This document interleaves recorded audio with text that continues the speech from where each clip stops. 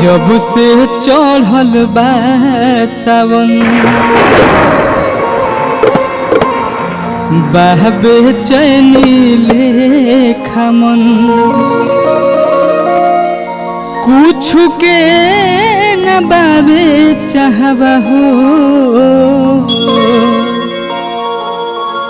तो कहतनी गौरा माता और कैसे कहतनी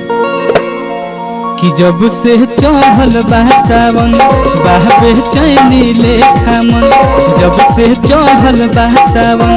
बहबे चैनी लेखा मन कुछ के न बाबे चाहबा हो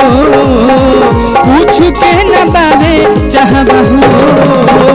बादशाह के रसरी धके बादशाह के रसरी धके घूम बौराबा हो बादशाह के रसरी धके घूम बौराबा हो बादशाह के रसरी धके